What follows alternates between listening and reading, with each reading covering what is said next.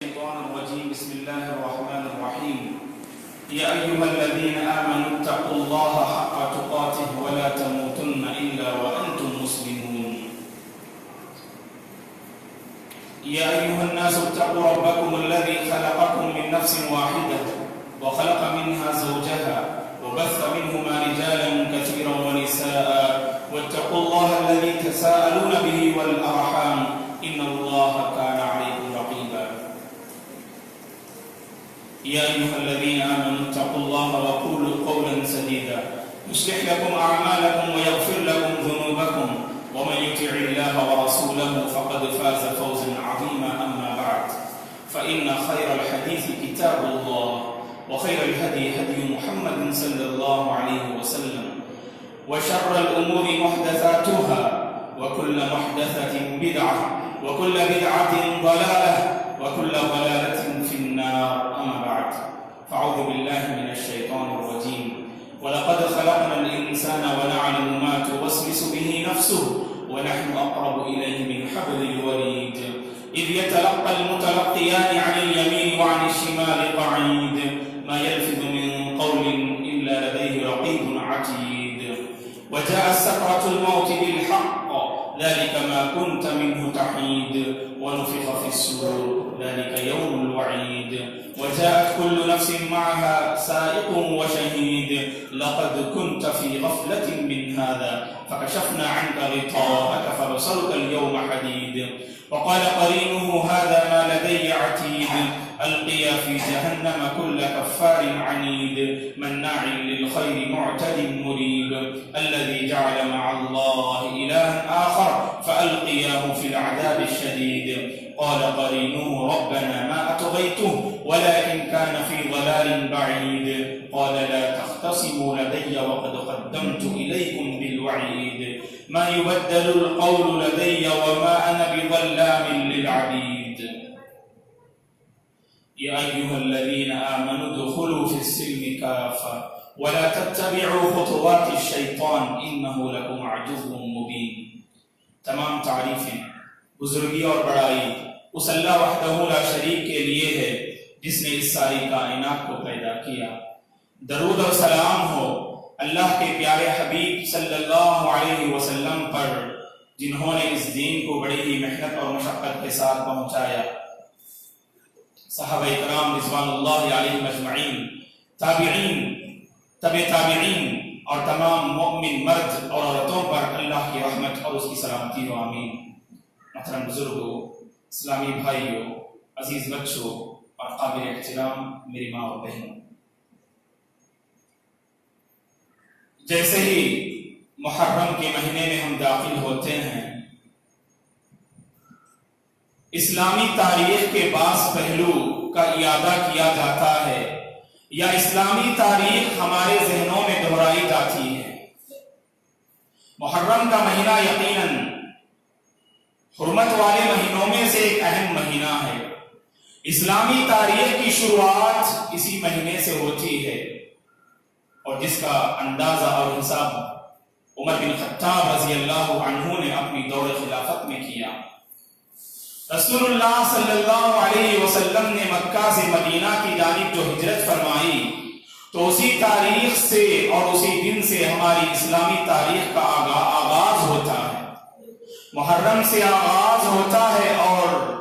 ذی الحجہ پر اس کا اختتام ہوتا ہے. اور جیسے محرم کے مہینے میں داخل ہوتے ہیں تو یہ بات ہم میں سے ہر ایک کو اچھی طرح سے معلوم کر لینی چاہیے کہ رسول اللہ صلی اللہ علیہ وسلم نے اس مہینے کی اہمیت اور اس مہینے کی فضیلت کو واضح کرتے ہوئے کہا کہ شہر اللہ المحرم، کہ اللہ تبارک و تعالیٰ کا مہینہ ہے یہ محرم کا مہینہ. ویسے اللہ تبارک و تعالیٰ کے پاس مہینوں کی گنتی 12 ہے اور وہ سارے مہینے اللہ تبارک و تعالیٰ کی پیدا کردہ ہیں، لیکن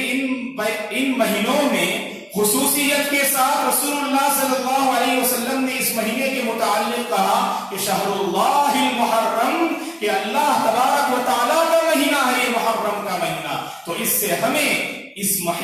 مہینے کی خصوصیت اور اس مہینے کی اہمیت کا اندازہ ہوتا ہے. اور اس مہینے میں ایک عظیم دن ہے جسے عاشورہ کے دن سے ہم جانتے ہیں، یوم عاشورہ سے جسے تعبیر کیا جاتا ہے، اور جس دن کے روزے کے متعلق رسول اللہ صلی اللہ علیہ وسلم نے فرمایا صیام یوم عاشورہ احتسب علی اللہ ان یکفر السنۃ التي قبلہ، کہ عاشورہ کا روزہ اللہ تبارک و تعالیٰ کی ذات سے میں قوی امید رکھتا ہوں کہ اللہ تبارک و تعالیٰ اس ایک دن کی روزے کی بدولت ایک سال کے گناہ، پچھلے ایک سال کے گناہ کو اللہ تبارک و تعالیٰ دھل کے رکھ دیں گے۔ تو اس سے پتا چلا کہ عاشورے کا روزہ جس سے پچھلے ایک سال کی غلطیاں معاف ہوتی ہیں، اور جس سے اللہ تبارک و تعالیٰ پچھلے ایک سال کی غلطیوں کو معاف کر کے رکھ دیتے ہیں، اور اس کی حکمت احادیث میں جیسے بتائی گئی کہ یہ وہ دن ہے جس دن اللہ تبارک و تعالیٰ نے بنی اسرائیل کو فرعون کے ظلم و بربریت سے اللہ تعالیٰ نے نجات دلائی، اور یہ وہ دن ہے جس دن فرعون کو سمندر کے حوالے کر دیا گیا، اور جس دن بنی اسرائیل کو فرعون کے ظلم و بربریت سے مکمل طور پر نجات ملی، یہی وہ دن ہے۔ تو شکرانے کے طور پر نبی موسیٰ علیہ السلام نے روزہ رکھا اور بنی اسرائیل نے روزہ رکھا، اور یہ سلسلہ یہودیوں میں چلتا رہا، اور جب آپ صلی اللہ علیہ وسلم کو اس روزے کے بارے میں خبر دی گئی کہ روزہ یہودی اس لیے رکھتے ہیں تاکہ اس دن بنی اسرائیل کو فرعون کے ظلم و بربریت سے نجات دلائی گئی، تو آپ صلی اللہ علیہ وسلم نے فرمایا نحن احق واولی بموسیٰ منکم، کہ ہم تم سے موسیٰ علیہ السلام کے سلسلے میں زیادہ حق رکھتے ہیں، اور آپ نے فرمایا اگر آئندہ سال میں زندہ رہوں تو لأصومن التاسع، تو میں 9ویں دن روزہ رکھوں گا تاکہ ان یہودیوں کی مخالفت کرنے کے لیے۔ اور محرم کے مہینے میں جب ہم داخل ہوتے ہیں ایک اور مسئلہ ہمارے سامنے آتا ہے، وہ ہے شہادت حسین رضی اللہ عنہ کے سلسلے میں۔ جب ہم اس حوالے سے تاریخ کی کتابیں پڑھتے ہیں تو بعض مورخین ایسے ہیں جنہوں نے شہادت حسین کے سلسلے میں افراد سے کام لیا، تو بعض مورخین ایسے ہیں جنہوں نے تفریط سے کام لیا، بعض مورخین شہادت حسین کے سلسلے میں غلو سے کام دیتے ہیں، یا تو یزید کو ظالم ٹھہراتے ہیں، یا تو یزید کے سلسلے میں نامناسب اور نازیبا الفاظ استعمال کرتے ہیں۔ اگر ہم منصفانہ جائزہ لینا چاہیں، حقیقت کے آئینے میں شہادت حسین رضی اللہ عنہ کو اگر معلوم کرنا چاہیں تو تفصیلی جائزہ اور تفصیلی خاکہ معلوم کرنا یقیناً ایک جمعہ میں ناممکن ہے، اسی لیے اس جمعہ میں مختصر شہادت حسین رضی اللہ عنہ کے سلسلے میں کچھ اہم اور ضروری باتیں حقیقت کے آئینے میں آپ کے سامنے باذن اللہ رکھنے کی کوشش کروں گا۔ یہ بات ہم جانتے ہیں دوستو کہ اللہ کے رسول صلی اللہ علیہ وسلم کی وفات 11 ہجری کو ہوتی ہے، اور اس کے بعد خلافت راشدہ کا آغاز ہوتا ہے، خلفائے راشدین کا دور شروع ہوتا ہے، اور سب سے پہلے خلیفہ ابو بکر صدیق رضی اللہ عنہ منتخب کیے جاتے ہیں، اور آپ کی دور خلافت 11 ہجری سے 13 ہجری تک ہوتی ہے، اور اس کے بعد عمر بن خطاب رضی اللہ عنہ مسند خلافت پر فائز ہوتے ہیں، اور 11 ہجری سے 20/3 ہجری تک عمر بن خطاب رضی اللہ عنہ حکومت کرتے ہیں، اور اس کے بعد 20/3 ہجری میں جب عمر بن خطاب رضی اللہ عنہ کو شہید کر دیا جاتا ہے تو اس کے بعد عمر بن خطاب رضی اللہ عنہ کے بعد عثمان بن عفان رضی اللہ عنہ خلافت کو سنبھالتے ہیں، جن کی خلفائے راشدین نے سب سے لمبی مدت شمار کی جاتی ہے، جنہوں نے 12 سال حکومت کی، جنہوں نے 12 سال خلافت کی۔ 20/3 ہجری سے 30/5 ہجری تک عثمان رضی اللہ تعالی عنہ خلافت کو سنبھالتے ہیں، اور 30/5 ہجری میں عثمان رضی اللہ تعالی عنہ کو شہید کر دیا جاتا ہے، اور عثمان رضی اللہ تعالی عنہ کو جب 30/5 ہجری میں شہید کر دیا جاتا ہے تو اس کے بعد مسند خلافت پر علی بن ابی طالب رضی اللہ تعالی عنہ فائز ہوتے ہیں، اور آپ کی مدت خلافت 5 سال ہوتی ہے، اور 40ویں ہجری میں علی بن ابی طالب رضی اللہ تعالی عنہ کی بھی شہادت ہو جاتی ہے۔ تو گویا کہ یہاں تک خلفائے راشدین کا دور کہلاتا ہے۔ 13ویں 11ویں ہجری سے 40ویں ہجری تک گویا کہ خلافت راشدہ کا دور اور خلفائے راشدین کا دور دوئے کہلاتا ہے، اور 40/1 ہجری سے بنو امیہ کی تاریخ کا آغاز ہوتا ہے۔ 40/1 ہجری سے بنو امیہ امیہ کی تاریخ کا آغاز ہوتا ہے. اور آپ کو یہ بات معلوم ہونی چاہیے کہ اب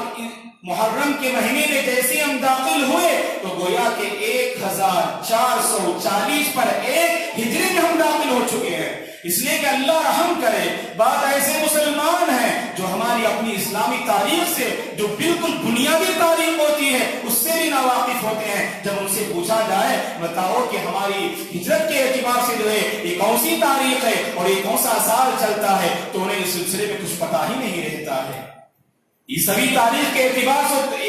سے 2019 تو بہت سارے لوگ جانتے ہیں، لیکن ہماری جو ہجرت کے اعتبار سے جو تاریخ شروع ہوتی ہے تو گویا کہ 1440 سال ہوئے رسول اللہ صلی اللہ علیہ وسلم کی ہجرت کیے ہوئے. یعنی مکہ سے جو آپ نے مدینہ کی طرف ہجرت کی تو 1440 سال الحمدللہ مکمل ہوتے ہیں. اور ہم جو داخل ہوئے ہیں 1440 پر 1 میں ہم داخل ہوئے ہیں.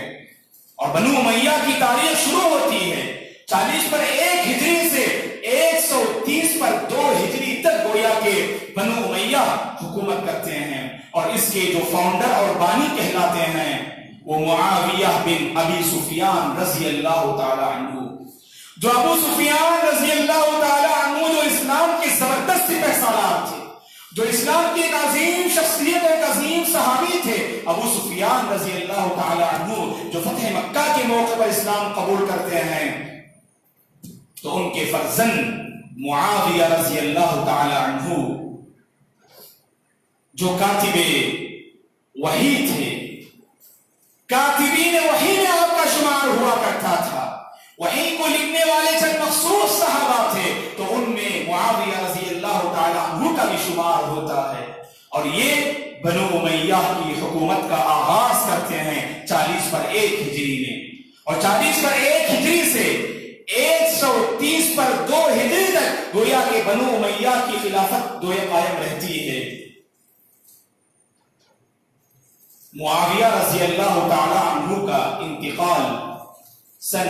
60 ہجری میں ہوتا ہے. معاویہ رضی اللہ تعالی عنہ کا انتقال سن 60 ہجری میں ہوتا ہے. اب سوال یہ ہے کہ معاویہ رضی اللہ تعالی عنہ کے بعد مسند حکومت پر فائز کون ہو اور حکومت کی ذمہ داری کو کون سنبھالے. اس لیے کہ مدینے میں، مکے میں رسول اللہ صلی اللہ علیہ وسلم کے دور میں جو صغار صحابہ تھے، جو چھوٹے چھوٹے صحابہ تھے، ابھی تو ان کا شمار کبار صحابہ میں ہونے لگا. یعنی وہ شخصیت کے اعتبار سے بڑی بڑی شخصیات اور بڑی ہستیاں وہاں پر موجود تھیں، جیسے عبداللہ بن عمر رضی اللہ عنہما، اور اسی طرح سے وہاں پر عبداللہ بن عباس رضی اللہ عنہما، عبداللہ بن زبیر رضی اللہ عنہما، حسین رضی اللہ تعالی عنہ، اور ابو سعید الخدری رضی اللہ تعالی عنہ، نعمان بن بشیر رضی اللہ تعالی عنہ جیسے صحابہ وہاں پر موجود تھے. اب سوال یہ ہے کہ حکومت کی ذمہ داری کو کون سنبھالے. 60 ہجری میں معاویہ رضی اللہ تعالی عنہ کا انتقال ہوتا ہے، جو بنو امیہ کی خلافت کے بانی کہلاتے ہیں، جنہوں نے بنو امیہ کی حکومت کی بنیاد رکھی اور جن کی وفات 60 ہجری میں ہوتی ہے. تو مدینے والے اور مکے والے اور آس پاس کے علاقے والے معاویہ رضی اللہ تعالی عنہ کے فرزند یزید رحمت اللہ علیہ کے ہاتھوں بیعت کرتے ہیں اور کہتے ہیں کہ یزید سے، اے یزید، ہم تمہارے ہاتھ بیعت کرتے ہیں اور آپ ہمارے حاکم ہیں. اور آپ کو یہ بات معلوم ہونی چاہیے کہ یزید رحمت اللہ علیہ کے سلسلے میں سوال کیا جاتا ہے کہ آپ صحابی ہیں کہ یا تابعی ہیں؟ آپ کو رضی اللہ عنہ کہہ کر آپ کو صحابہ کی فہرست میں شمار کیا جائے یا رحمت اللہ علیہ کہہ کر تابعین کی فہرست میں آپ کو شمار کیا جائے؟ یہ مسئلہ ایسا ہے دوستو کہ اس میں اختلاف کرنے کی ضرورت ہی نہیں ہے. اس لیے کہ صحابی اس شخص کو کہتے ہیں جنہوں نے رسول اللہ صلی اللہ علیہ وسلم کو دیکھا ہو، جنہوں نے رسول اللہ صلی اللہ علیہ وسلم کو دیکھا ہو اور آپ کے ہاتھوں اسلام قبول کیے ہوں اور اسلام پر، ایمان پر جن کی موت ہوئی ہو، اسی شخص کو صحابی کہتے ہیں. اور رسول اللہ صلی اللہ علیہ وسلم کو دیکھنا ایک بنیادی شرط ہے صحابہ کے لیے اور صحابہ کی فہرست میں شامل ہونے کے لیے. اور آپ کو یہ بات معلوم ہونی چاہیے کہ یزید رحمت اللہ علیہ کی پیدائش 20 ہجری میں ہوتی ہے، 20 پر 6 ہجری میں ہوتی ہے. یعنی عثمان رضی اللہ تعالی عنہ کی خلافت میں معاویہ رضی اللہ تعالی عنہ کو ایک لڑکے پیدا ہوتے ہیں اور انہی کا نام یزید ہوتا ہے. اب آپ بتائیے کہ یزید کا شمار رحمت اللہ علیہ صحابہ کی فہرست میں کیوں کر ہو سکتا ہے؟ 26 ہجری میں آپ کی پیدائش،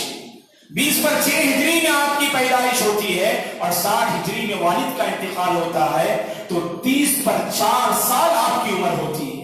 اسی لیے بعض صحابہ اور بعض لوگوں نے اعتراض کیا کہ 30/4 سال کی عمر میں مسند حکومت پر یزید کیسے فائز ہو سکتے ہیں؟ یہاں پر تو ان سے بڑی شخصیات موجود ہیں. عبداللہ بن زبیر موجود ہیں، نواسۂ رسول حسین رضی اللہ تعالیٰ عنہ موجود ہیں اور حسن رضی اللہ تعالیٰ عنہ موجود ہیں. لہذا مسند حکومت پر یزید رحمت اللہ علیہ کیسے فائز ہو سکتے ہیں؟ اسی لیے کوفہ والوں نے اختلاف کیا، عراق والوں نے اختلاف کیا اور کہا کہ ہم یزید رحمت اللہ علیہ کے ہاتھوں بیعت نہیں کریں گے. عبداللہ بن زبیر رضی اللہ تعالیٰ عنہ مدینہ سے مکہ چلے جاتے ہیں اور حسین رضی اللہ تعالیٰ عنہ کے بارے میں بھی محققین نے لکھا ہے کہ آپ نے بیعت کیے بغیر گویا کہ مدینہ سے آپ جو مکہ روانہ ہو گئے، مکہ آپ چلے گئے. اور ادھر عراق والے خصوصاً کوفہ والوں نے بارہا آپ کو خط لکھا. کسے خط لکھا؟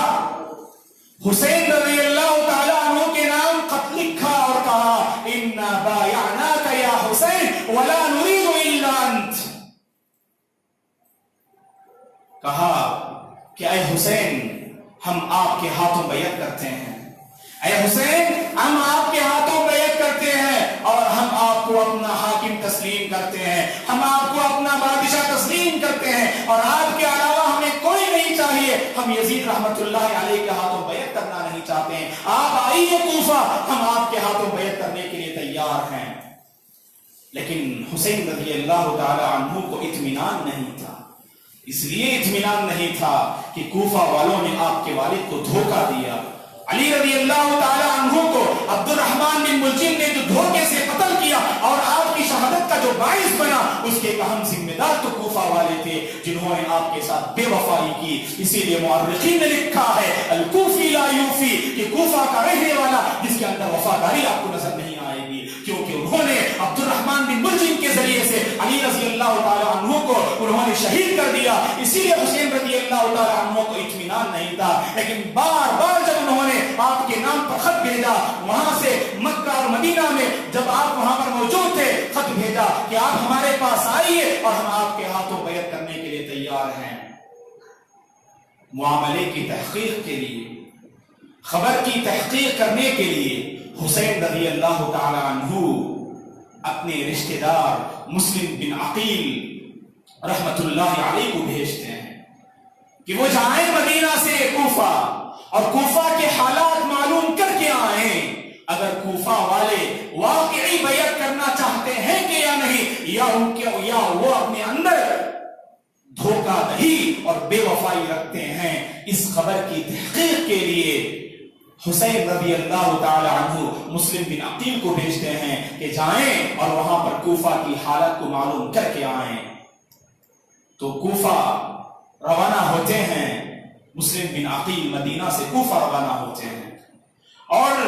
چند دن وہاں قیام کرتے ہیں. اور نعمان بن بشیر رضی اللہ تعالی عنہ کوفہ کے گورنر ہوتے ہیں اور وہاں پر ہانی بن عروہ رحمت اللہ علیہ نام کے ایک شخص ہوتے ہیں جنہوں نے مسلم بن عقیل رحمت اللہ علیہ کا ساتھ دیا اور انہوں نے اپنے گھر میں آپ کو ٹھہرایا. مسلم بن عقیل کو ہانی بن عروہ نے ٹھہرایا. اور جیسے ہی مسلم بن عقیل کوفہ پہنچتے ہیں، کوفہ والوں کو خبر ملتی ہے حسین رضی اللہ تعالی عنہ معاملے کی چھان بین کے لیے مسلم بن عقیل کو بھیجے ہیں. تو بڑی خاطرداری کرتے ہیں، بڑی مہمان نوازی کرتے ہیں اور اتنا یقین اور بھروسہ دلاتے ہیں کہ کوفہ والے واقعی حسین رضی اللہ تعالی عنہ کے ہاتھوں بیعت کرنا چاہتے ہیں.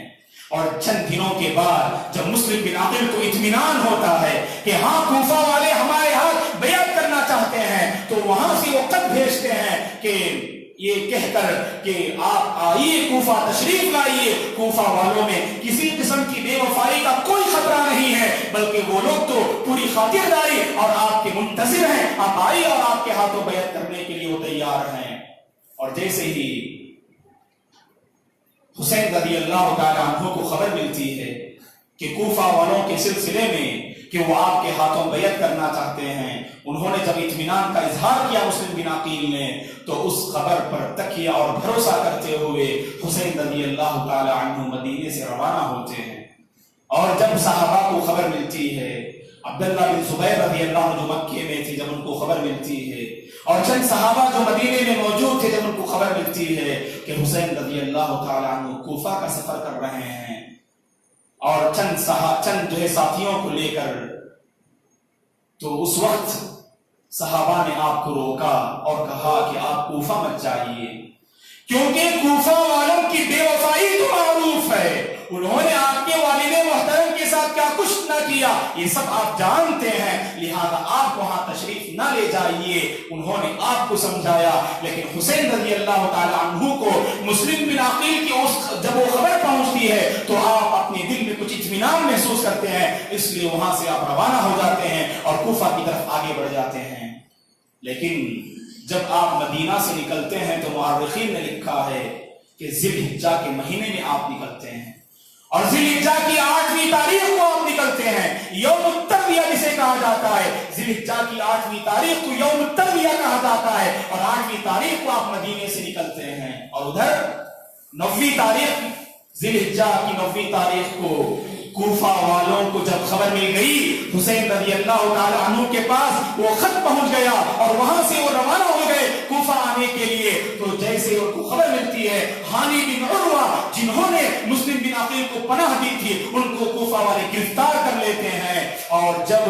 مسلم بن عقیل کو پتا چلتا ہے کہ کوفہ والوں نے ہانی بن عروہ کو اس لیے قید کر دیا کیونکہ انہوں نے مسلم بن عقیل کو پناہ دی تھی، اپنے گھر میں انہوں نے جگہ دی تھی، اور اس کے بعد مسلم بن عقیل کو لاتے ہیں اور ان کے سر کو قلم کر دیتے ہیں۔ جب پتا چلتا ہے مسلم بن عقیل کو اب ان کا انتقال ہونے والا ہے، یہ بے وفائی کے اور دھوکہ دہی کے ذریعے سے انہیں ختم کرنا چاہتے ہیں، فوری طور پر خط لکھتے ہیں اور اس خط کو عمر بن سعد کے حوالے کر دیتے ہیں اور کہتے ہیں عمر بن سعد سے وہاں سے حسین رضی اللہ تعالیٰ عنہ نکل چکے ہیں، لہذا فوری طور پر اس خط کو جا کر حسین کے حوالے کر دو اور کہہ دو کہ تم مدینہ واپس ہو جاؤ، اس لیے کہ کوفہ والے انہوں نے دھوکہ دیا، انہوں نے دھوکہ دہی سے کام لیا ہے اور انہوں نے غداری کی ہے اور وہ میری جان کے در پہ ہو چکے ہیں، اگر آپ یہاں پر تشریف لے آئیں گے آپ کی جان کے لیے خطرہ ہو سکتا ہے، اسی لیے آپ روانہ ہو جائیے۔ لیکن ادھر حسین رضی اللہ تعالیٰ عنہ تو نکل چکے تھے، لیکن راستے میں عمر بن سعد رحمۃ اللہ علیہ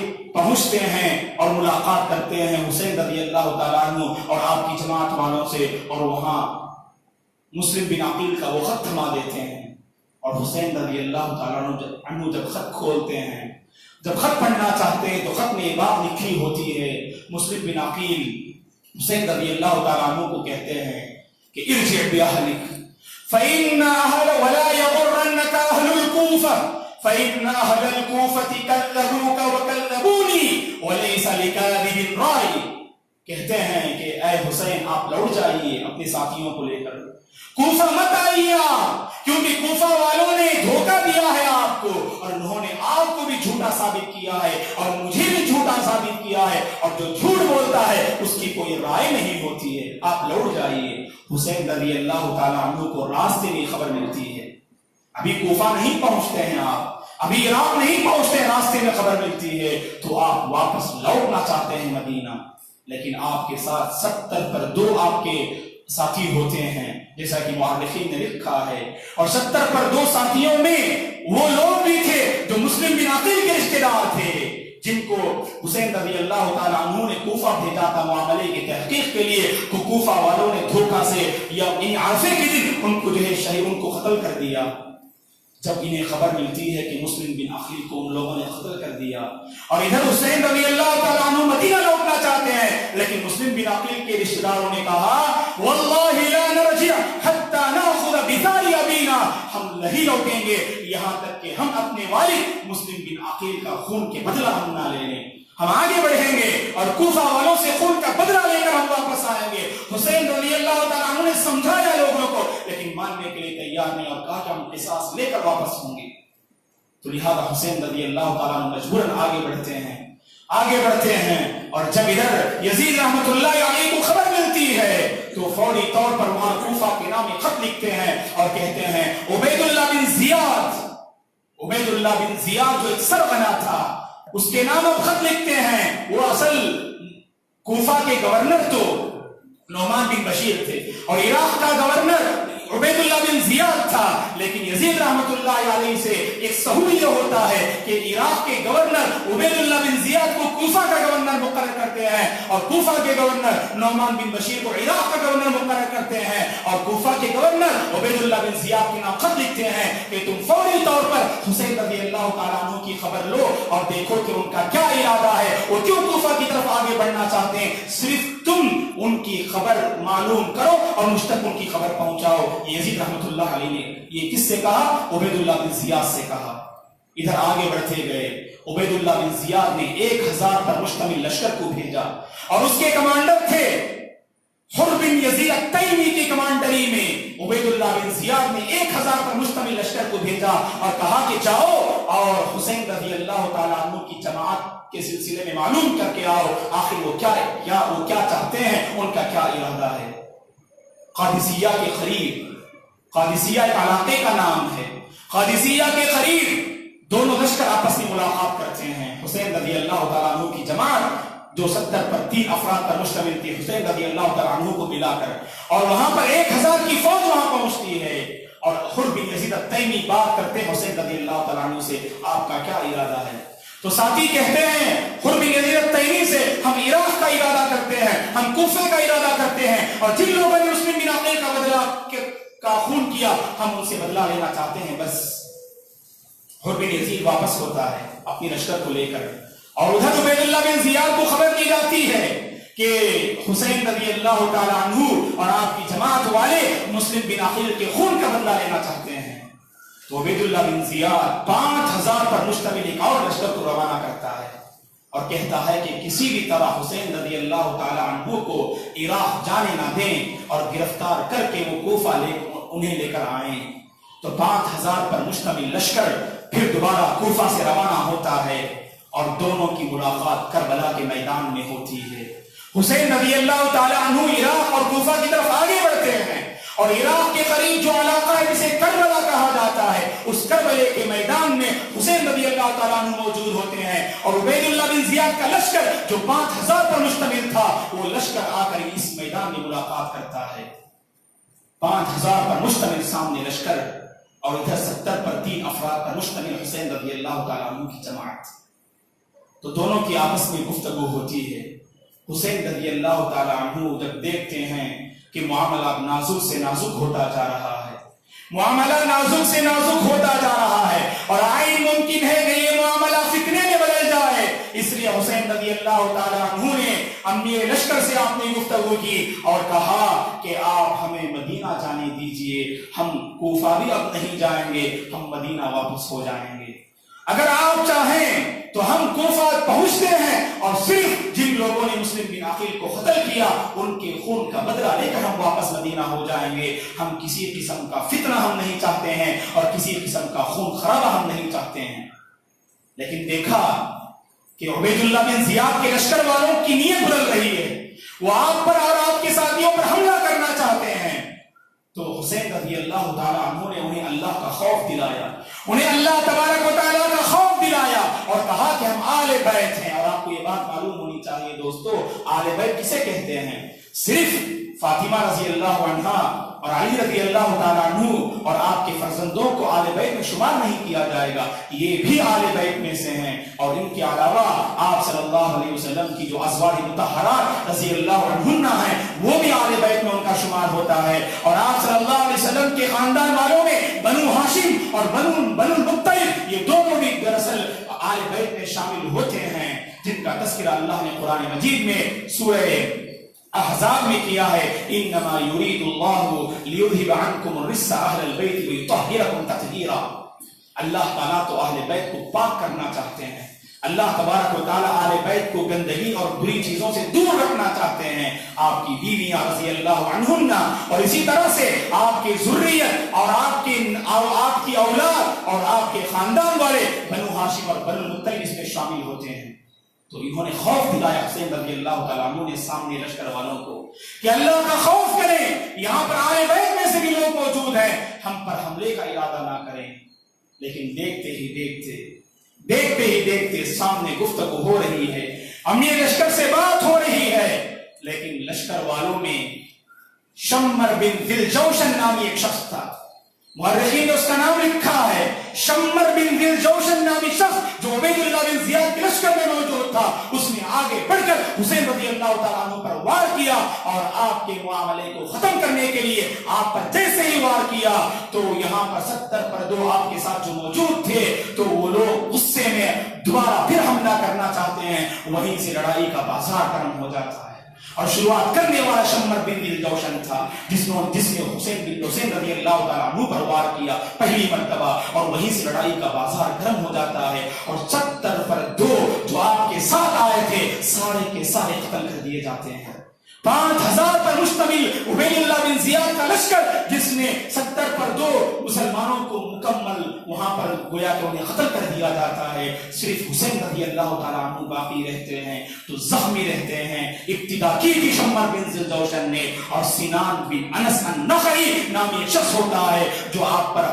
وار کرتا ہے اور آپ پر حملہ کر کے آپ کو وہیں پر شہید کر دیتا ہے۔ سنان بن انس النخعی یہ وہ شخص ہے جس نے حسین رضی اللہ تعالیٰ عنہ کو شہید کیا تھا۔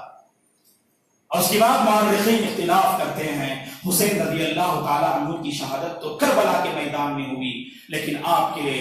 جسم کو کہاں منتقل کیا گیا، اور کہ عراق میں یا کوفہ میں یا کربلا کے میدان ہی میں آپ کی تدفین ہوئی، اس میں اہل علم نے اختلاف کیا ہے دوستو۔ اور یہاں پر ہم آپ کو ایک بات ذکر کر دینا مناسب سمجھتے ہیں، وہ یہ کہ یزید رحمت اللہ علیہ کو جیسا کہ بعض مورخین نے ظالم ٹھہرایا ہے دوستو، یزید رحمت اللہ علیہ کا حسین رضی اللہ تعالیٰ عنہ کی شہادت میں کوئی رول نہیں تھا۔ انہوں نے عبید اللہ بن زیاد سے بس اتنا کہا کہ حسین رضی اللہ تعالیٰ عنہ اور آپ کی جماعت والوں کی خبر گیری کرنا اور ان کا کیا ارادہ ہے یہ معلوم کر کے بس تمہیں خبر دیں، تم مجھے خبر دینا۔ لیکن زیادتی ہوئی تو عبید اللہ بن زیاد سے، زیادتی ہوئی تو شمر بن ذی الجوشن سے، زیادتی ہوئی تو سنان بن انس النخعی سے۔ ان لوگوں سے جب زیادتی ہوئی تو جس کے نتیجے میں شہادت ہوتی ہے حسین رضی اللہ تعالیٰ عنہ کی، تو یہاں پر جیسا کہ اہل سنہ والجماعہ کا یہ موقف ہے حسین رضی اللہ تعالیٰ عنہ کے سلسلے میں کہ قتل مظلوما و شہیدا، کہ آپ مظلوم اور شہید بنا کر گویا کہ آپ کی شہادت ہوئی ہے، یہی ہمارا موقف ہونا چاہیے۔ اور یزید رحمت اللہ علیہ جو ایک صحابی کے فرزند ہیں، معاویہ رضی اللہ تعالیٰ عنہ کے فرزند ہیں، لہذا ان کے سلسلے میں نامناسب الفاظ استعمال کرنے سے اپنی زبان پر روک لگانے کی ضرورت ہے،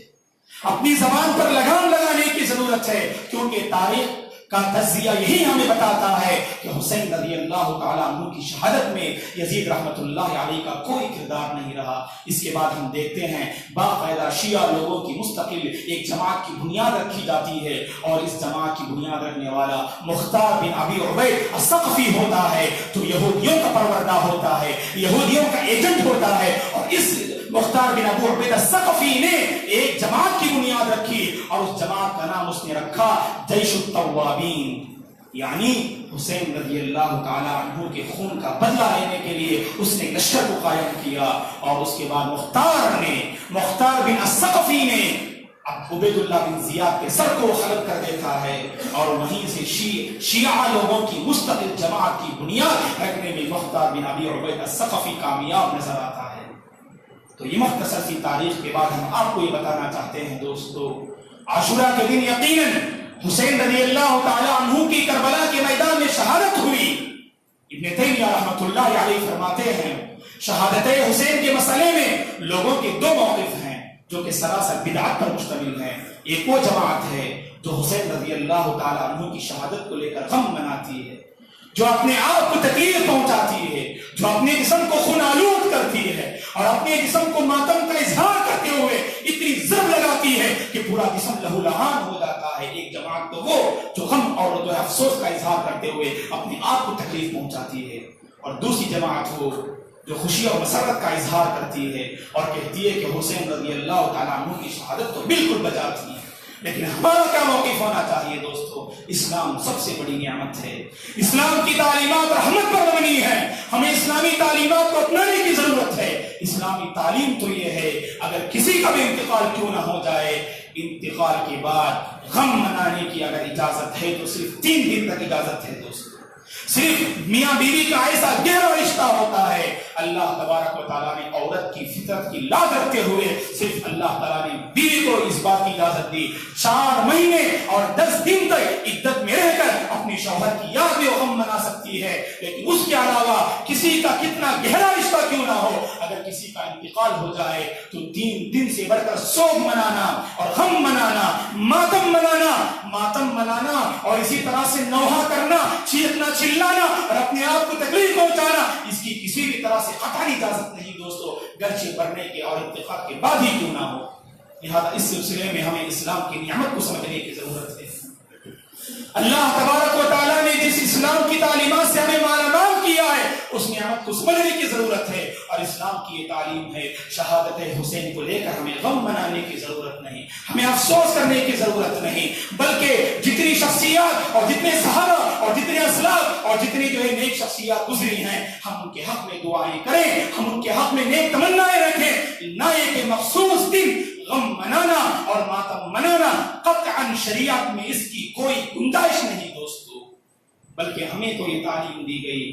بندے مومن کی شان یہ بتائی گئی، اگر اسے نعمت ملتی ہے تو نعمت پر اللہ کا شکر بجا لاتا ہے، اگر اسے مصیبت پہنچتی ہے تو مصیبت پر صبر کرتا ہے اور صبر کے دامن کو مضبوطی سے تھامتا ہے، یہ گویا کہ ایک مومن کا شیوا ہونا چاہیے دوستو۔ ہم دیکھتے ہیں عاشورہ کے دن اللہ ہدایت دے، اللہ رحم کرے ان نوجوانوں پر، خصوصاً سٹیز کی حالت ہم دیکھتے ہیں جو شیعہ سے متاثر ہیں، یہ لوگ باقاعدہ طور پر اپنے آپ پر ماتم کرتے ہوئے اپنے آپ کو تکلیف پہنچاتے ہیں۔ قرآن مجید میں اللہ تبارک و تعالیٰ صاف طور پر کہتے ہیں اے ایمان والو تم اسلام میں مکمل داخل ہو جاؤ اور شیطان کے نقش قدم کی پیروی نہ کرو، بے شک شیطان تمہارا کھلا دشمن ہے۔ اسلام کی تعلیم تو یہ ہے، اسلامی تاریخ ہم معلوم کریں، اسلام سے محبت کی دلیل یہ ہے کہ آپ اسلامی ہسٹری معلوم کریں، اسلامی تاریخ کو معلوم کریں اور جو صحیح تجزیہ ہے وہ اپنے اندر رکھیں۔ دعا ہے کہ اللہ تبارک و تعالی ہم میں سے ہر ایک کو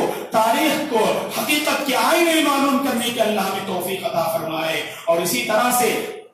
اس سے پہلے جن لوگوں کا انتقال ہو چکا ہے اللہ تبارک و تعالیٰ انہیں غریق رحمت کرے، ماتم کرنے، نوحہ کرنے، چیخنے چلانے سے اللہ تبارک و تعالیٰ ہماری حفاظت فرمائے، اور ہر ایک موڑ پر، ہر ایک قدم پر اسلام کی تعلیم کو اپنانے کے اللہ ہمیں توفیق عطا فرمائے، زیور اسلام سے آراستہ ہونے اور مرتے دم تک اس اسلام کی تعلیمات پر باقی رہنے کے اللہ ہمیں توفیق عطا فرمائے۔ آمین۔ اقول قولی ھذا واستغفر اللہ لی ولکم ولسائر المسلمین من کل ذنب فاستغفروہ انہ الغفور الرحیم۔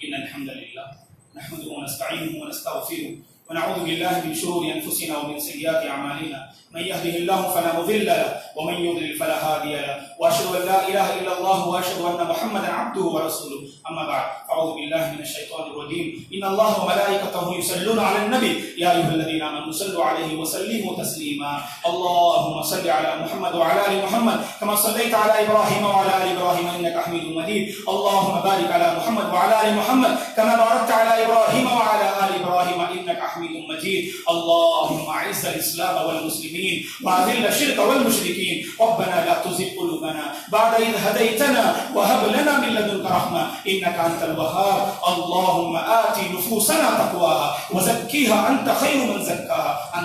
أنت وليها ومولاها، اللهم أصلح أحوال المسلمين في كل مكان يا رب العالمين، اللهم اكفنا بحلالك وحرامك وأغننا بفضلك عمن سواك، اللهم أرنا الحق حقا وارزقنا اتباعه وأرنا الباطل باطلا وارزقنا اجتنابه، اللهم لا تدع لنا ذنبا إلا غفرته ولا هما إلا فرجت ولا دين إلا قضيت ولا مريضا إلا شفيت ولا حاجة من حوائج الدنيا والآخرة إلا قضيتها يا رب العالمين. اللهم إنا نسألك الهدى والتقى والعفاف والغنى. عباد الله رحمني ورحمكم الله، فاعوذ بالله من الشيطان الرجيم. إن الله يأمر بالعدل والإحسان وإيتاء ذي القربى وينهى عن الفحشاء والمنكر والبغي يعظكم لعلكم تذكرون. اذكروا الله العظيم يذكركم ولذكر الله تعالى أكبر والله يعلم ما تصنعون.